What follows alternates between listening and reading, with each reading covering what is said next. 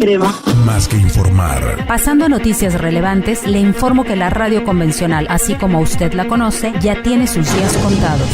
La tecnología cada vez aporta más elementos a nuestra vida cotidiana a través del Internet en materia de comunicación.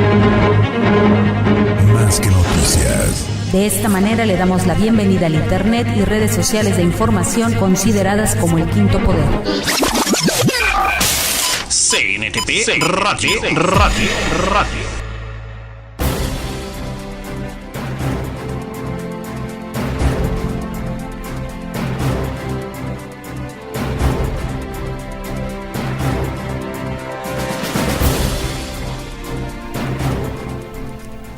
Muy buenos días, queridos cibernautas. Estamos desde la cabina de la Central Nacional de Trabajadores de Panamá, CNTP Radio.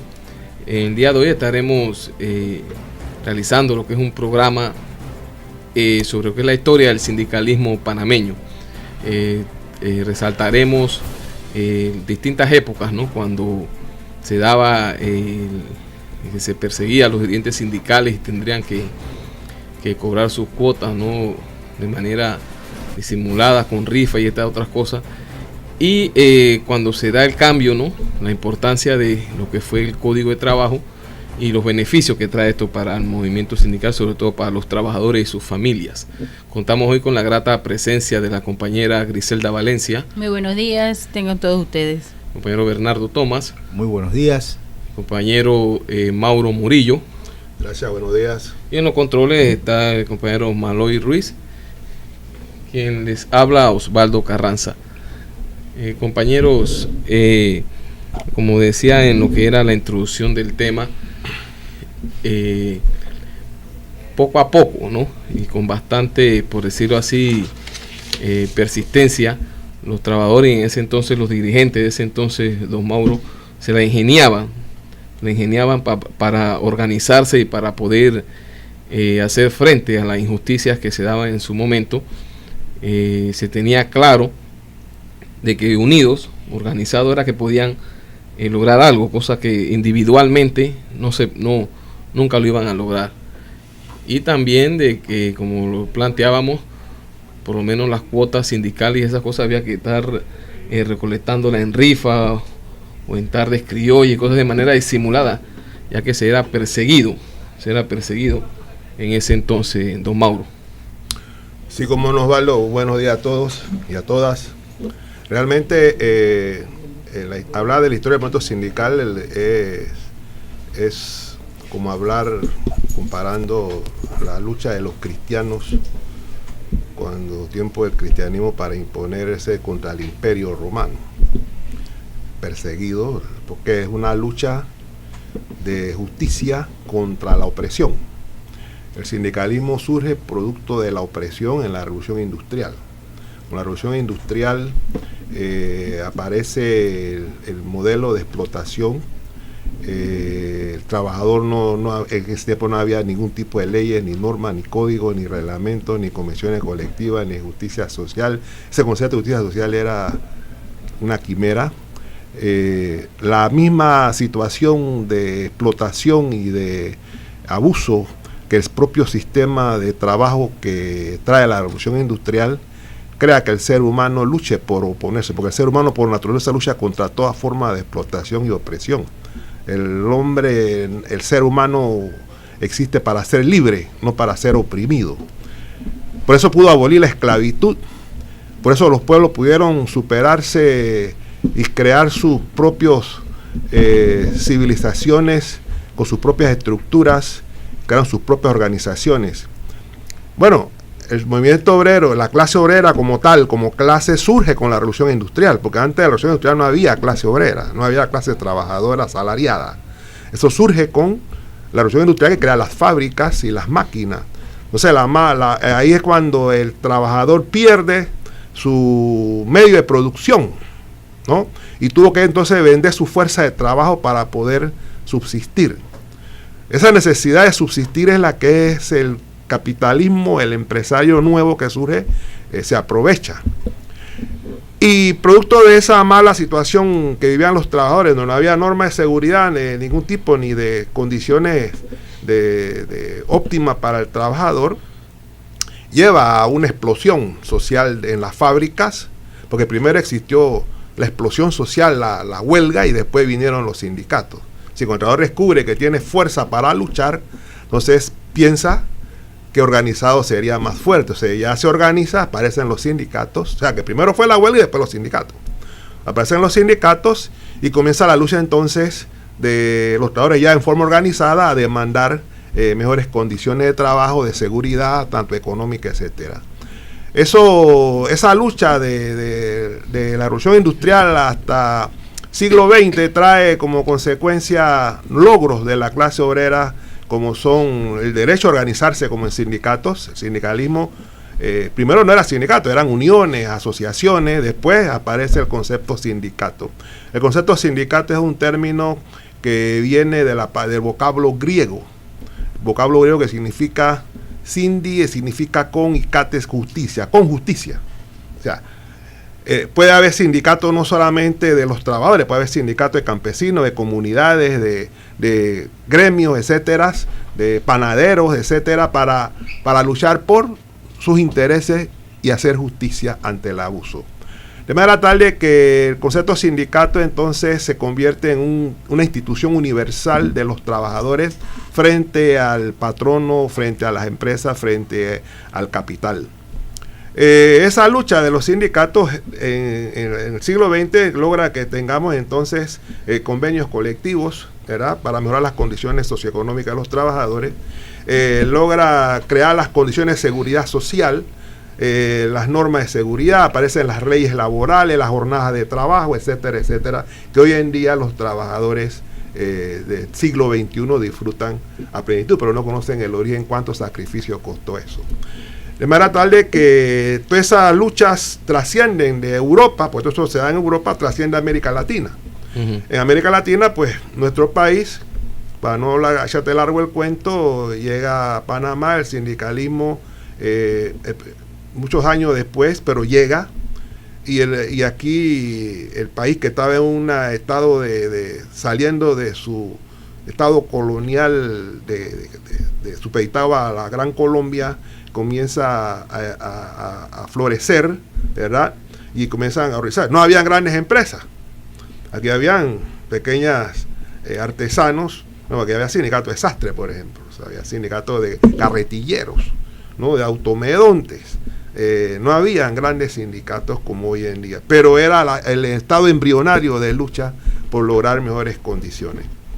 Entonces, el sindicalismo, diferentes gobiernos daron prohombres que estudiaron, abogados, sabían que habían código en otro lado, y aquí se crea un código que no fue hecho por los sindicatos ni los trabajadores, fue un código que hace el sector empresarial con los gobiernos, que era la misma gente, tanto gobierno como empresarios, la misma gente, hacen un código para limitar, porque ojo, los códigos no se hacen porque los trabajadores los piden, los códigos lo hacen los empresarios para regular la acción de los trabajadores y de la sociedad. Entonces se hace un código conocido como el Código del año 47. El Código del 47 dice que le daba ciertas prerrogativas de acuerdo a lo que pasaba en el mundo, de derechos a los trabajadores, su jornada de trabajo, sus condiciones de trabajo, pero limitaba la organización sindical, limitaba los convenios colectivos, limitaba el fuero sindical. O sea, el fuero sindical no existía. No, ni la obligación de descontar las cuotas tampoco. Entonces, ese código del 47 hasta el año 72, que es que aparece el código que crea el general Torrijos con los trabajadores. Este código sí lo hicieron los trabajadores con el general Torrijos. Aquí no participaron los empresarios. Ellos no participaron porque ellos querían el de 47, pero como estábamos en una etapa revolucionaria de cambio social y político, y la revolución buscó el respaldo de los trabajadores para hacer los cambios que tenía que hacer, y como producto pues había que darles condiciones, herramientas jurídicas a los trabajadores. Entonces se hace un código moderno, que cuando el Código del 72 surgió, era el código más moderno y más avanzado de América Latina, porque era una copia del código de la Ley Federal del Trabajo de México. Inclusive tú buscas el código, tiene términos parecidos a la Ley Federal de México, ¿no? Entonces, pero era lo más avanzado, porque acuérdate que el México México se independiza primero que la revolución bolchevique, Entonces tenía grandes avanzadas de logro. Entonces, el Código del 72 recoge todos esos logros positivos, le crea el fuero sindical a los trabajadores, el descuento de la cuota obligatoria, porque los trabajadores si no tienen ingresos, pues se debilita el sindicato. Entonces, le da herramientas a la educación, el 160 que permite a los trabajadores sacarlo con licencia remunerada para que vaya a capacitarse sindicalmente. Entonces, con ese código y se crea la obligatoriedad de negociar convenio colectivo al empleador, ¿no? Y le da herramientas a los trabajadores para obligar lo que es la huelga. Y se crea un debido proceso para la negociación. El descuento de la cuota obligatoria fortalece a los trabajadores organizados, y porque antes de eso, uno para cobrar la cuota que tú preguntabas, para cobrar la cuota, había que ir con los trabajadores con ellos a cambiar cheques. A los bares, por ejemplo, los cheques que me dan en los bares. Había que iba a cambiar en los bares los cheques y cobrar con ellos en un cuaderno y llevar registro financiero. Había que hacer actividades financieras, rifas, nightathon. En aquel tiempo se hacían mucho los nightathon para recoger fondos, se hacían tardes criollas, ¿verdad? Paseos, todo eso para recoger fondos del sindicato. El Código del 72 permite entonces a los sindicatos gozar de una salud financiera mejor, para hacer mejores condiciones. Cuando se crea el Código del 72, del año 47 al año 72, 25 años habían pasado. Bueno, se habían negociado nada más 25 convenciones colectivas, o sea, como una por año. Desde el año 72 hasta el año 85, que fue una estadística que nosotros hicimos, en el año 94, cuando después de la invasión, se habían negociado más de 2.500 convenciones colectivas. O sea, el nuevo código le da fortaleza a los sindicatos en la negociación colectiva, porque obliga al empleador y le da fuero de negociación al sindicato. Entonces, eso definitivamente crea una nueva de porvenir a los trabajadores organizados, ¿verdad? Un nuevo auge, coge fuerza el movimiento sindical. Con el Código 72 se fortalece enormemente, y es un código que los trabajadores defienden a capa y espada, porque ha habido intentos de abolirlo, de deformarlo, de eliminarles la fortaleza que la ley da a los trabajadores, y por eso los trabajadores, cada vez ha habido intentos de anular las fuerzas que le da el Código al movimiento sindical. Ha habido grandes movimientos sociales aquí en Panamá. ¿Cómo no? Licenciado Tomás, interesante, ¿no? El cambio que se da cuando entra a regir entonces el nuevo código de 1972 en lo que es sobre los convenios colectivos. Bueno, pero en primer lugar, permíteme saludar como buena esta iniciativa de inaugurar este espacio semanal en donde vamos a tratar temas históricos del movimiento sindical. Felicitarte también por esta primera iniciativa, antes del y después del Código del 72. Pero quiero comenzar esto diciendo retomando algo que Mauro ha dicho fundamental. El primer código que conoce este país es producto precisamente de los empresarios en función de gobierno y en función particular para limitar el proceso de crecimiento del movimiento sindical, porque eso era, recordémonos que ese código nace después de la Segunda Guerra Mundial en la efervescencia de la lucha antifascista, que creó unidades, que generó dinámica. Entonces en el país había surgido ya la primera central de trabajadores, que fue la Federación Sindical, que lo que hizo fue aglutinar a sindicatos que estaban dispersos. Entonces le empieza a dar coherencia al movimiento sindical. Entonces, frente a ese proceso de coherencia, de avance, de empuje, entonces la patronal siente la necesidad de ponerle freno. Porque inclusive en el año 46 hay una explosión social que barre con el régimen. Se da la nueva constitución, se da la constitución del proceso constitucional del 46 con una acción del movimiento popular. Entonces, como respuesta, la patronal dice, espérate, hagamos un código, no invitemos, y que nos va a permitir a nosotros poner contención a eso. ¿Bien? No es lo que pasa en el 72. En el 72 pasa todo lo contrario.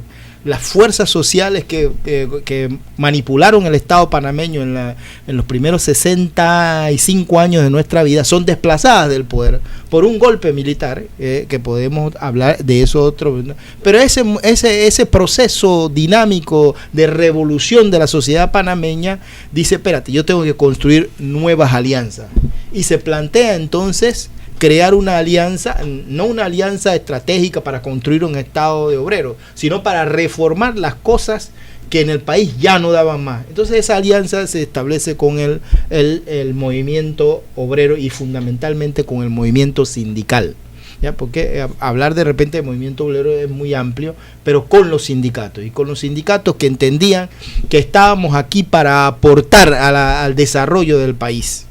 Entonces ese código, el código del 72, entonces su gestación tiene otro carácter. Nos convocan quienes controlan el Estado que habían desplazado a la vieja oligarquía, a la clase dominante, a la oligarquía del poder político, y de alguna manera entienden que hay que hacer un esfuerzo para incidir en el poder económico y transformar en lo social al país. Entonces la revolución del 68, que es integral desde ese punto de vista, convoca al movimiento sindical. Bien, entonces los trabajadores aportan, y fíjate, los aportes no son a veces cometemos ese error, no son únicamente viendo cómo defender el movimiento sindical, sino cómo defender el proceso productivo, hacerlo más eficiente, porque eso ha permitido el Código del 72. Lo que la gran bonanza económica que vive este país es precisamente porque en la regulación de las relaciones de trabajo, en el respeto y en la libertad que el Código promueve, el Código del 72, ha permitido que la dinámica económica del país se haya revolucionado 5 o 6 veces, porque Mauro hablaba de que en más o menos 20 años el número de convenciones colectivas se multiplicó por 1000 veces, ¿no? Porque eso es lo que estamos hablando, de 25 a 2000, se multiplicó por 1000 veces, pero también el proceso de producción de bienes, de consumo, de servicios en este país se revolucionó por lo menos por 500 veces. Claro. Entonces eso ha sido una de las cosas que el código, ya no solamente para los trabajadores, sí, se garantizaron libertades, respeto al movimiento, una mayor comprensión, por ejemplo, de fueros como el de maternidad, que permite proteger el trabajo femenino, pero también permite proteger a la familia, a la descendencia, cosas que no se respetaban con ese. Entonces, el código ha permitido eso y ha permitido que los sindicatos estemos vigilantes, podamos entrar. Hoy ya nadie discute que a la hora de hacer los grandes foros de conversación sobre hacia dónde debe ir el país, tienen que invitar al movimiento sindical. Obviamente nos invitan a muchos lugares y muchos de los empresarios tuercen la cara, miran para otro lado, quisiera que no está, pero es una realidad ya, que no pueden pasar por alto. Entonces esos son parte de lo que yo diría, para complementar a lo que ha dicho Mauro, las aportaciones del proceso de codificación del 72 y del desarrollo de esa dinámica codificadora, ¿no? Sí, licenciada Valencia, como bien decía Tomás, ¿no? Al incrementarse, ¿no?, el número de convenios colectivos, ayuda esto entonces también al desarrollo del país, si le estamos entendiendo, Lice. Bueno, mira, yo te agradezco porque me invites aquí y es muy enriquecedora esta dinámica que estás haciendo, porque son temas que se deben de hablar, porque hay muchos compañeros, por lo menos yo, no viví esa época de antes del 72, y sí he vivido, no tanto la del 72 porque todavía no me desarrollaba en lo que era el movimiento sindical, ni tenía idea todavía sobre eso, estaba todavía en la escuela. Pero cuando ya me inicié en el movimiento... ¿Entró en la escuela en la década del 80? No, yo entré al movimiento sindical en la década del 90. Ya no, yo vine... Escuela, digo, en la escuela sí, estaba en la escuela, no todavía. Pude aprender sobre lo que era el movimiento sindical, el tema del código de trabajo, cómo se inició, ahora que lo está diciendo Mauro aquí, y sobre todo cuando hemos estudiado aquí en la Central Nacional de Trabajadores, de cómo se inicia el movimiento, de todo lo que tenía que hacer antes el movimiento sindical y la sociedad en general para recoger las cuotas, que todo era clandestino. Y pienso que en ese instante se le daba como más valor, ¿no? Cuando tú recoges algo que tienes que hacerlo por voluntad propia. En el 72, como dijo Mauro hace un momento, se hace ya se legaliza, y por ahí es donde han venido los empresarios que siempre han querido, cada vez que hay un cambio de gobierno no favorable al movimiento sindical, quieren estrangular a los sindicatos a través de eliminar lo que es la cuota sindical, ¿no? Para desestabilizar, para desmejorar o liquidar al movimiento sindical. Entonces ese código de trabajo, nosotros como organización se lo tenemos que decir a los compañeros cómo se inició el movimiento sindical, cuáles fueron las luchas que hicieron los primeros pioneros en el movimiento sindical, y lo que nosotros como actualmente estamos llevando el sindicato. Eso es lo que digo, que nos hace falta decirle a las bases cómo se llegó, cómo se hizo para poder llegar hasta lo que tenemos en el momento, ¿no? Para que ellos valoricen, porque piensan que todo se lo regala la empresa, pero no se han dado cuenta que es a través de la lucha que hemos hecho el movimiento sindical, sobre todo los primeros que iniciaron en esto, y lo que estamos en la organización no es a través de los convenios colectivos, que por el Código de Trabajo se nos garantizó poder sentar a la parte empresarial con el movimiento sindical para poder quitarle algo que nosotros los trabajadores le hemos proyectado, porque le estamos vendiendo la fuerza de trabajo para poder que ellos tengan las ganancias que tengan y puedan compartir con todos los trabajadores, porque no solamente es el movimiento sindical es una parte, pero no se negocia para la dirigencia sindical, se negocia para todo el movimiento, todos los trabajadores, que eso va a repercutir en la familia, porque cuando tú negocias una convención colectiva, lo que tú te vas a lograr allí, eso va a repercutir en tu familia, en parte de la ganancia, se va a reflejar, ¿no?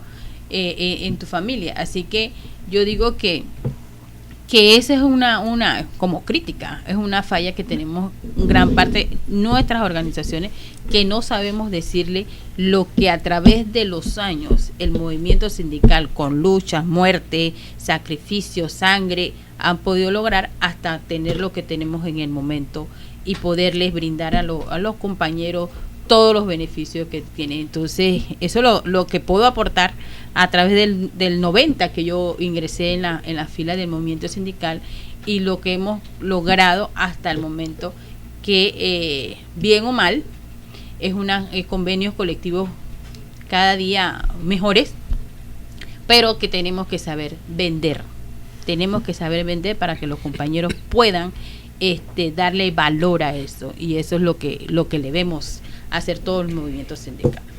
Como no, Mauro, resalta la compañera Griselda que por lo general no se difunde, ¿no? Las gestiones, por así decirlo, los logros que se dan en lo que es el espacio que se logra con el nuevo código. Entonces usted decía al inicio, mencionaba algunos de los beneficios, y me llama la atención el aspecto educativo, ¿no? Ese artículo 160 que se logra, que obvio no se tenía la importancia, ¿no?, de la capacitación de los trabajadores, porque por ahí es que se puede lograr, ¿no?, lo que manifiesta la compañera, debido a que cada vez que el trabajador, por decir un ejemplo, va conociendo un poquito más en aspectos como economía política, inclusive lo que estamos haciendo, la historia de lo que es de cómo nació el sindicalismo, ¿no?, y el aspecto de legislación laboral, va conociendo poco a poco más cosas, podrá valorar. Entonces ese aspecto educativo, la importancia que tiene para el desarrollo humano del trabajador, que entra cuando se hace el cambio del 72. Claro, definitivamente que la educación para la humanidad es vital. El conocimiento es vital para el ser humano, no solamente en los sindicatos, sino en la sociedad en sí. Sin educación, sin formación, sin conocimiento, el ser humano no evoluciona.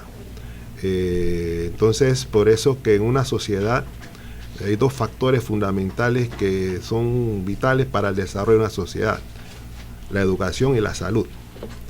Por eso que los países en vía de desarrollo, subdesarrollados, como le llaman, tratan para controlar a los pueblos, a la gente, le limitan la educación, le dan la salud a cuentagotas, ¿no? Tú tienes una sociedad a veces de gente, ¿verdad?, pero enferma, no sana, porque la gente siempre tiene algo o tiene que tener una enfermedad latente que le permite caminar y pensar y todo, pero se siente enfermo, ya sea físicamente o mentalmente. Siempre el ser humano tiene un malestar. Y entonces, si no tiene conocimiento, mira, a veces la ignorancia lleva al individuo a enfermarse más, porque por ignorar hace cosas que no le va bien a su salud, ¿no? O rechaza alguna cosa que es saludable, para él la rechaza por ignorancia. Por ejemplo, te digo un ejemplo que yo vivo muy de cerca con familiares míos que no quieren tomar agua, pues. Si yo nada más tomo agua cuando tengo sed. Entonces, y prefieren tomar soda, otra cosa, esa es ignorancia, ¿no? O no entender una enfermedad que te hace sentir bien, pero que te está trabajando como la alta presión, por ejemplo. La gente no quiere aceptar, porque si yo no tengo nada, ¿por qué voy a tomar pastillas? Porque es la muerte silenciosa. O sea, todo eso es ignorancia. O sea, el conocimiento es fundamental para la humanidad, para el ser humano. Entonces, la lucha sindical, ¿quiénes forman los sindicatos? No son personas tituladas como sindicalistas de una universidad. Son trabajadores, son artesanos, son operadores, son técnicos, ¿verdad? Electricistas, mecánicos, especialistas técnicos de farmacia, de presentadores, vendedores. Esos son los que se organizan para hacer sus sindicatos. Entonces, cuando van a luchar, entonces se encuentran que medidas por políticas económicas, como dice, la economía del país, cómo funciona la economía, cómo funciona una empresa, que no saben lo que es planificar, organizar, o que no entienden las leyes, ¿no?, los reglamentos. Entonces, todo ese dirigente sindical tiene que aprenderlo. Y la Constitución señala que reconoce el sindicalismo, ¿verdad?, el derecho a organizarse tanto los trabajadores como los empresarios y los gremios, y que reconoce de que hay que capacitarlos, y que solamente los sindicatos pueden capacitar a los sindicalistas, a los trabajadores, y el Estado, solamente 2 entes. Fíjense lo que es el código de avanzado, dice, solamente 2 entes pueden darle capacitación a los trabajadores sindicales: el mismo sindicato o el Estado, que lo hace a través del IPEL, ¿no? Entonces, ¿por qué la educación es fundamental? Porque, como dijimos, si los pueblos no se desarrollan sin educación, los sindicatos tampoco se desarrollan sin educación, sin formación.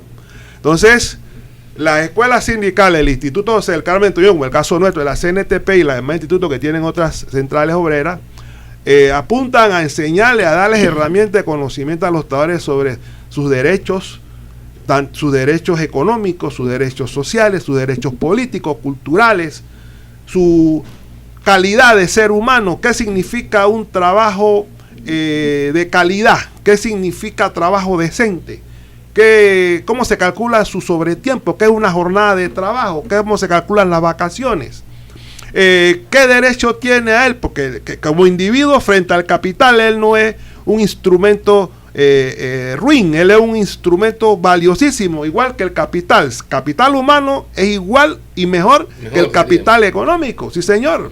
Entonces, la empresa no puede funcionar sin el capital humano. puede tener toda la tecnología del mundo, pero necesita un capital humano que la administre y la haga funcionar. Entonces, y eso prueba una cuestión que leí estos días que decía que la sociedad es un tejido vivo formado por trabajadores y empresarios. ¿Por qué? Porque son los que producen la riqueza, son los que crean las condiciones para suplir necesidades básicas de la población. Todo trabajo es útil y necesario, y eso lo mueve la fuerza física e intelectual del ser humano. Pasa que hay algunos que quieren explotar esa fuerza física e intelectual para su propio pecunio. Ahí es donde viene la explotación. Y mientras y si el hombre, la persona es ignorante de eso, pues claro, se presta y es más, lo defiende. Sí. Porque decía... Queda hasta exigiendo que lo exploten. Decía Malcolm X de que hay que tener cuidado con los medios de comunicación. Porque los medios de comunicación, si tú no lo sabes interpretar o manejar, te hacen amar a tu esclavo y odiar al que es esclavo, al que esclaviza. Te hace odiar al esclavista, te hace amar al esclavista y odiar al esclavo. Y es así, porque es una herramienta, por ejemplo, tener este medio de nosotros para divulgar y educar a los trabajadores y orientar a la opinión pública frente a lo que es la esencia sindical, es valiosísima, porque hay otros medios en manos de otra clase que ven de lo contrario, ¿no? Que gracias a ellos es que la gente trabaja, y si no trabaja no tiene para comer, y que si le paga su seguro social, como dice Griselda. Le negociamos un convenio colectivo, le conseguimos grandes logros sociales, económicos a los trabajadores para él y su familia, en deporte, recreación, becas, salario, etcétera. Y después el trabajador piensa que eso se lo está dando a la empresa. Exacto. Pero sí, la empresa se lo da, pero por la lucha de los trabajadores organizados, de sus dirigentes, ¿no? Por lo que es el convenio. Pero también hay una deficiencia de nosotros como los dirigentes, que no sabemos vender, ni mercadear, ni publicitar los logros a los trabajadores. Somos muy modestos, ¿no?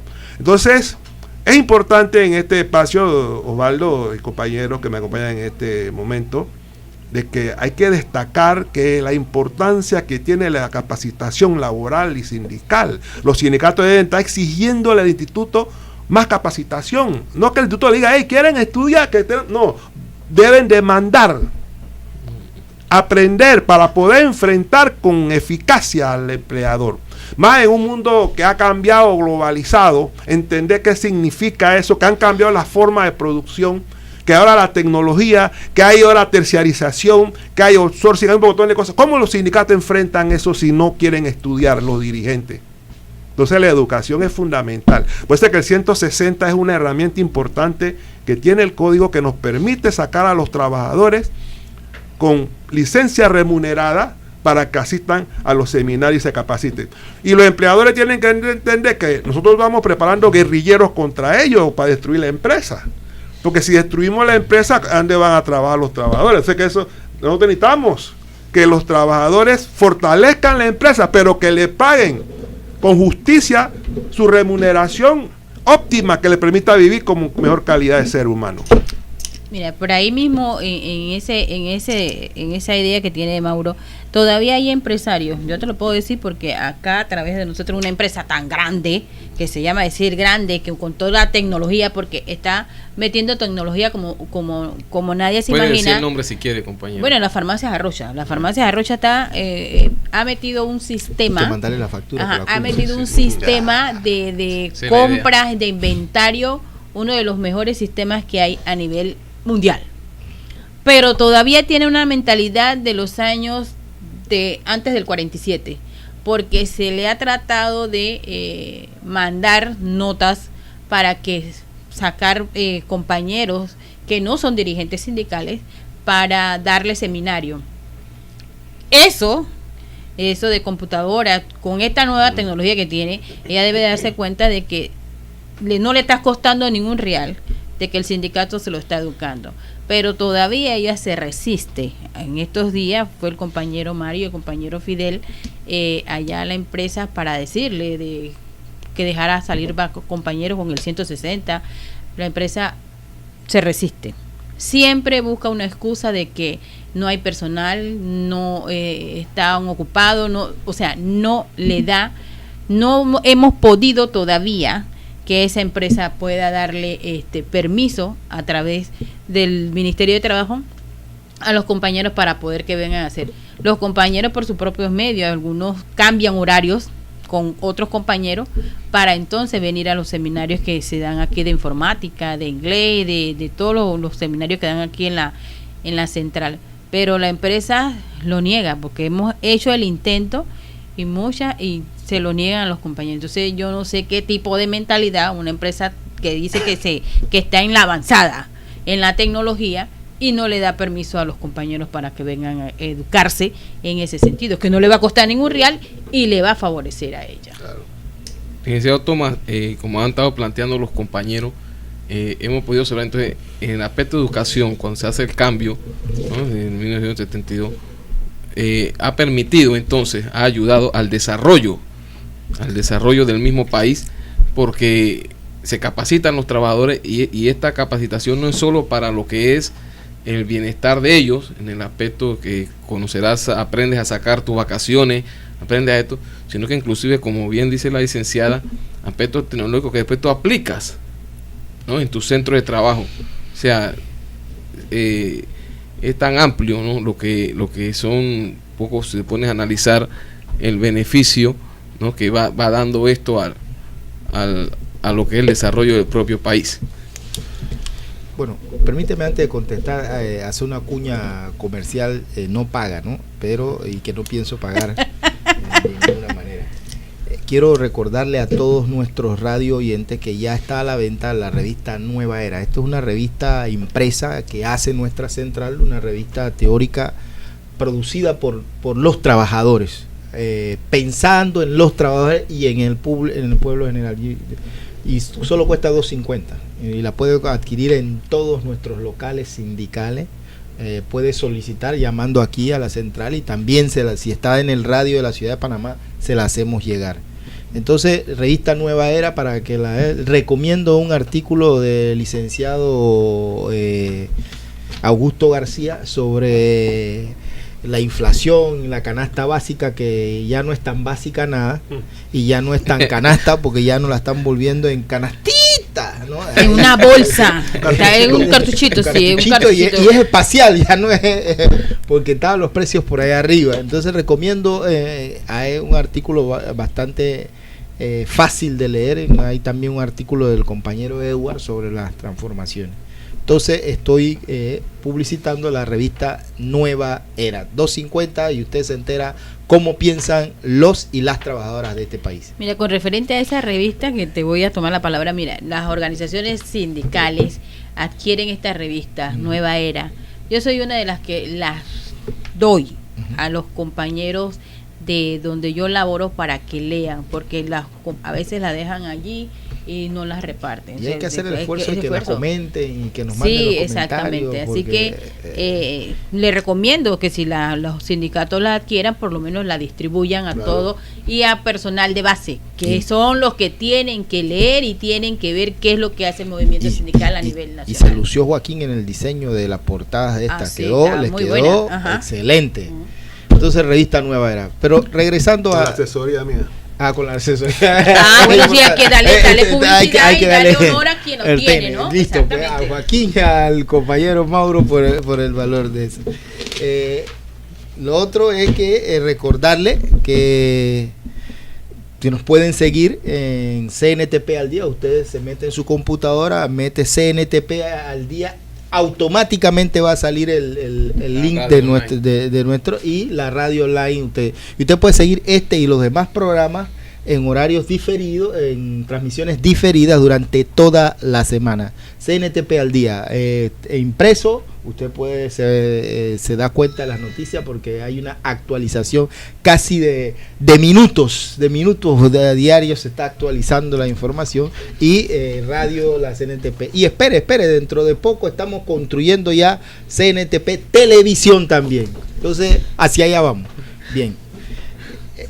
Tú decías algo importante, Carranza, y que creo que Mauro ha expuesto de manera brillante, pero yo quiero sintetizarlo, el valor estratégico de cosas que se pusieron en el código que no estaban, el valor estratégico de la educación. Y fíjate, el conocimiento, hay científicos que se han dedicado a estudiar el cerebro humano, que es uno de los órganos menos comprendido, pero más estudiado, y la primera conclusión es que el cerebro humano para vivir más necesita conocimiento. Eso es uno de los básicos. Mientras más usted conoce, más posibilidad tenga de que el cerebro dure más tiempo. Entonces, para que veamos el valor científico de esto ya. Cuando nosotros hablamos de que la convención colectiva y que la educación ha permitido desarrollar el país, es una cosa sencilla. En la convención colectiva, ¿por qué? Porque es que cuando se sienta el empresario de la empresa tal o de la rama tal a discutir con usted, discutimos aspectos de la producción y permitimos hacerla más eficiente. Es la eficiencia lo que permite el desarrollo, no la ineficiencia. Así igual.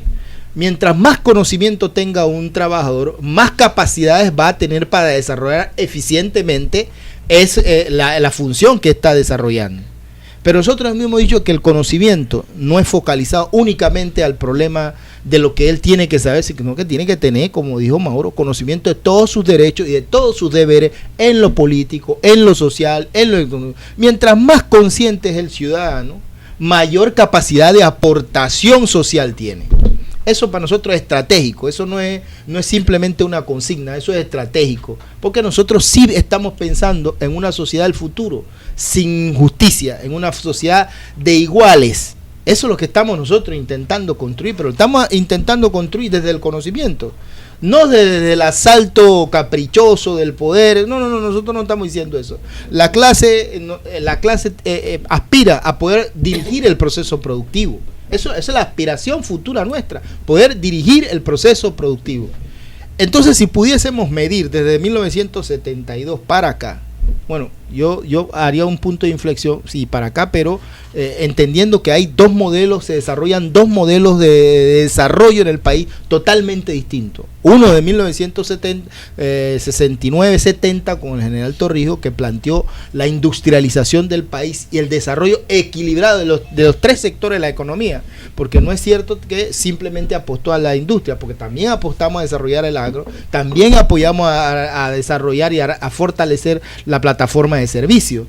Después de 1989, la invasión norteamericana, lo que nos han impuesto el modelo neoliberal que desecha los dos primeros sectores de la economía y hace énfasis en el sector terciario. Eso ha traído transformaciones, pero ahí hemos estado también, siempre aportando. Nosotros decimos que el código no es estático, que nosotros podemos plantearnos una modificación del código, pero ¿para qué? No para hacer más fácil el despojo, que no desarrolla, que envilece, que embrutece, que retarda el desarrollo del país. Hemos dicho que se puede hacer si nos sentamos a discutir una plataforma nacional de desarrollo. Y esa es la propuesta del movimiento sindical. Lo hemos podido hacer, sí, como dice Mauro, porque es que hemos tenido, en el caso nuestro, ya son 42, 43 años de estar impartiendo educación en lo sindical, en lo técnico, en lo político, en lo ideológico, en lo económico. Y ahí no se equivoca, compañero. Hay de esos empresarios en Farmacia Rocha que entienden el valor del conocimiento, pero también entiende que si lo da el sindicato está formando gente que no le va a ser dócil a ellos. Entonces no están en contra del conocimiento, es que están en contra de que sea el sindicato, porque eso crea algún tipo de afinidad con ese trabajador, porque entiende que él va a su sindicato no solamente para que el sindicato les garantice sus derechos, sino que el sindicato lo capacita para entenderse a sí mismo y al mundo en que funciona. Entonces a eso le tiene miedo una cantidad de empresarios y de administradores que, como usted dijo, se quedaron antes de 1947. Y hay que barrerlos, pero tenemos que barrerlos en buena lid, con el conocimiento, con la organización, con la lucha. Sí, como tú dices, Tomás, y traigo por un ejemplo, ¿no? El último pliego donde estuvimos con la empresa, este es el caso de labor en productos alimenticios Pascual S.A.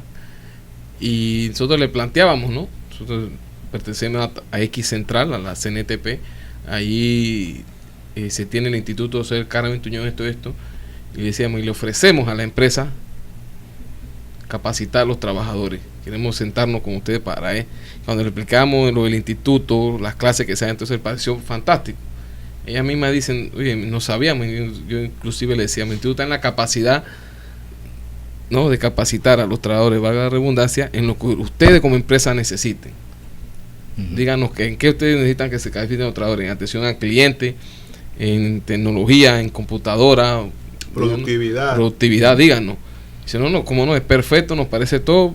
La señora encargaba hacer esto, pues pregunta si se ha interesado. Pregunta si entonces lo recordé y dice, no, sí, la señora fulanita ya le pasamos los datos, esto y otro. Pero pasa eso, ¿no? Ese eso es lo que tú acabas de decir. El axioma sencillo, quien manda, quien paga manda. Exacto. Pero quien instruye dirige. Entonces ese es el problema. Aquí el problema es que ellos quieren quedarse en la primera fase, que como pagan pueden mandar. Y temen que nosotros instruyamos, que nosotros impartamos contenido, porque terminaríamos dirigiendo. Pero también tenemos que decirle, mire, lo que dijo Mauro, nosotros no queremos cerrar fábrica, porque es que si cerramos fábrica no hay clase obrera. Exactamente. Para nosotros nosotros queremos defender la fuente de trabajo. Lo que no creemos es que usted tenga derecho, porque se quiera apropiar de la plusvalía, que usted tenga derecho a ponerla en riesgo. Eso no lo vamos a permitir. Claro. Y estamos aquí para no permitirlo, para preservarla fuerte, para hacerla más eficiente, porque quien no se desarrolla se estanca, y el estancamiento es involución. Y cualquier especie humana, cualquiera, hasta el microorganismo más sencillo que no evoluciona, que empieza a involucionar, ¿sabe qué pasa? Termina desapareciendo. Claro, es que el kit del asunto está en que el empresario de antes de, porque estamos hablando del sindicalismo antes de, pero puedo hablar del empresario de antes de. Claro. Si tú ves que hoy en día en Panamá hay una nueva generación de empresarios que son más aptos, son más adictos al diálogo, a conversar, que sus antecesores, que eran unos trogolditas, ¿no? Y estaban estigmatizados, porque cuando vean un sindicalista dice comunista. Sí, así mismo ese era su enemigo, porque el macartismo creó una idea de que todo el que lucha contra el capital o por mejores condiciones, ya sea campesino, obrero o intelectual, era comunista. Ese es el tiempo de la Guerra Fría, ¿no? Entonces se estigmatiza el movimiento obrero que lucha en la empresa, porque lo estamos luchando dentro de la empresa contra el capital, y eso es lo que asusta a veces a los trabajadores organizarse y afiliados sindicales, piensan que están siendo conspirando contra el patrono, contra el empleador. Entonces no se afilia al sindicato por ese miedo.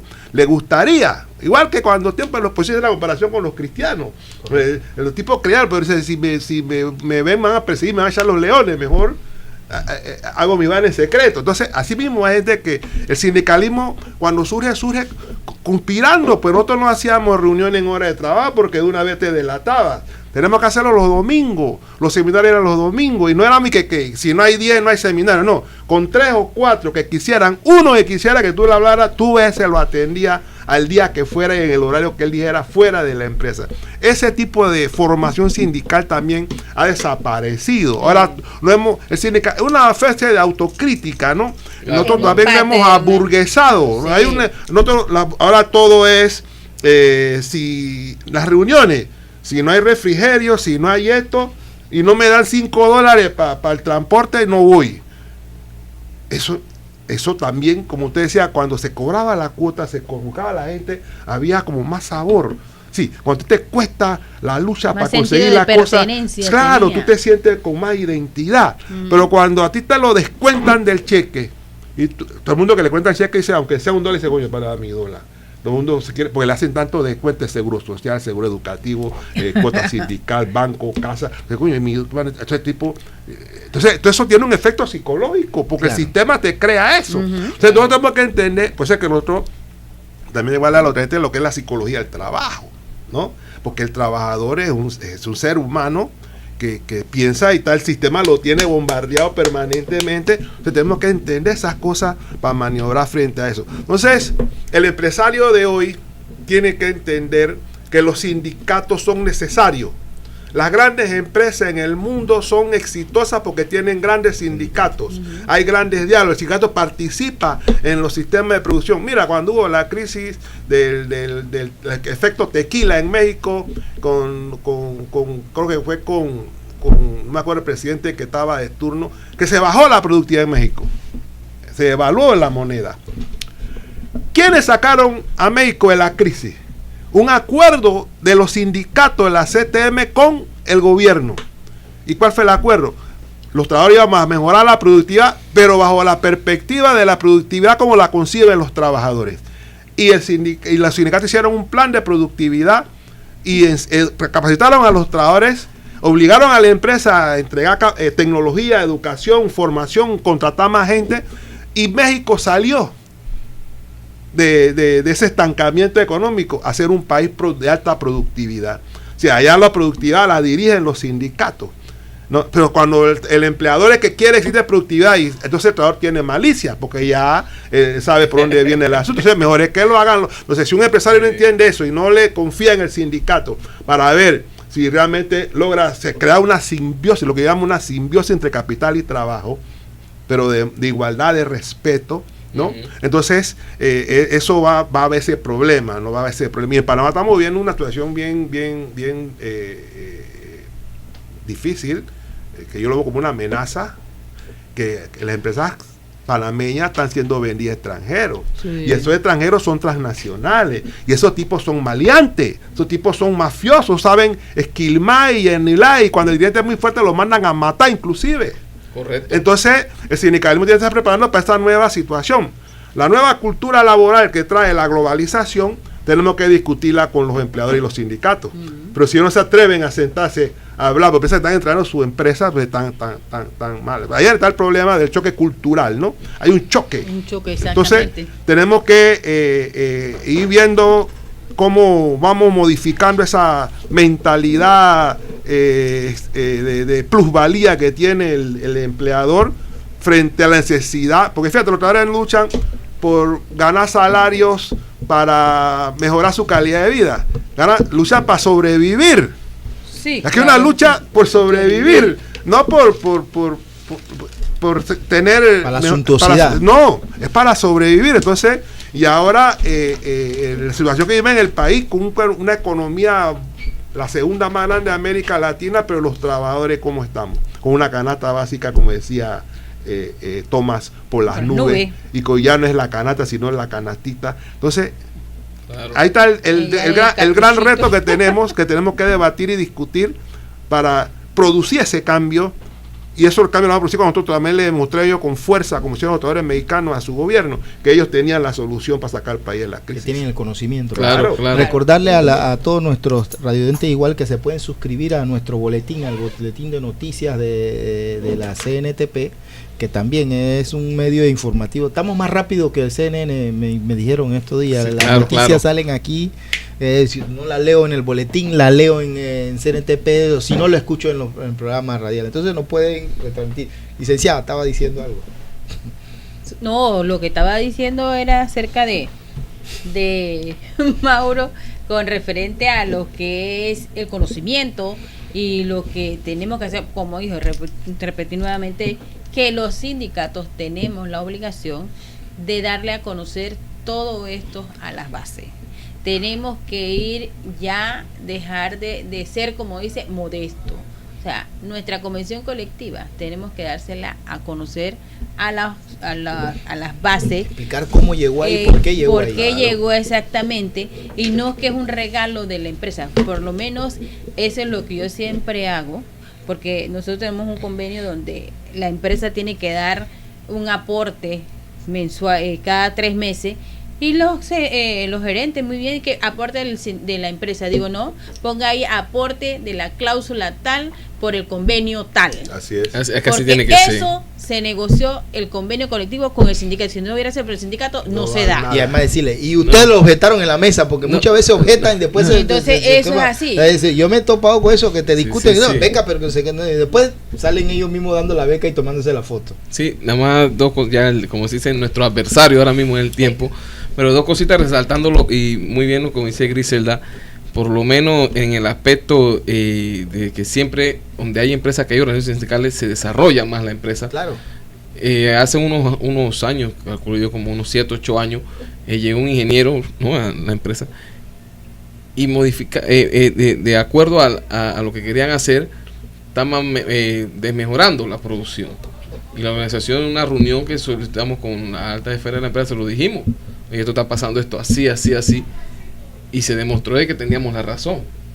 No tenemos que cuidar el producto, porque ese producto Claro. es hecho por nosotros. Así es. Así que nosotros es el mejor. No, y yo se lo voy a reclamar porque yo Y- crecí con y las entonces- galletas Pascual. y Yo entonces- también, pero ahora María, nada más son María, como cuatro, María. cuatro galletas Bueno, en un paquete. por ahí estaremos tomando Sí, por sí, el eso culo. no puede Símbolo de ser. Panamá. Sí, cómo no. No, y muy interesante, ¿no? Y llamaba la atención también lo que decía Mauro, que es verdad, a veces hay un poco de relajamiento en cuanto a cuando en el aspecto educativo que no se toma en cuenta, inclusive, pero son cositas que se pueden ir mejorando y tomando, porque a veces la misma organización cometemos el error de que ese compañero va al seminario, pero también le queremos dar, oye, te vas y te encargas de esta otra misión. No, cuando vas al seminario debe ser a eso, a estudiar, Exactamente. capacitarse solamente, que no tenga que estar saliendo, a estar haciendo diligencia en la No, organización.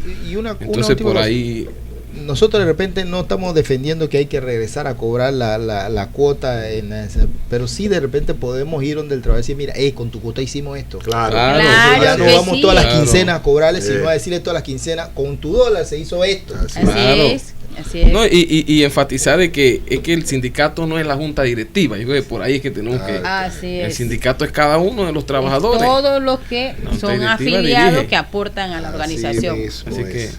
bueno, entonces de este último minuto, que por ahí creo que nos queda un mensaje final a lo que es nuestro cibernauta. Ok, gracias. Yo pienso que esta herramienta que estamos usando en la Central Nacional es una herramienta eficaz porque a través de estos medios también se educa, ¿no? Yo nada más quiero concluir con un pensamiento que me aprendí hace tiempo, que dice que el hombre que trabaja tiene que estudiar y el que estudia tiene que trabajar, porque el que trabaja y no estudia se embrutece y el que estudia y no trabaja se deforma. Como no. Un último mensaje, tiene medio minuto, licenciado Tomás. Nada en eso, ya eso fue. Con eso concluimos. Con eso concluimos. Como no, fue una Lo demás producción. está de más. Una producción de la Central Nacional de Trabajadores de Panamá. Muy buenas tardes.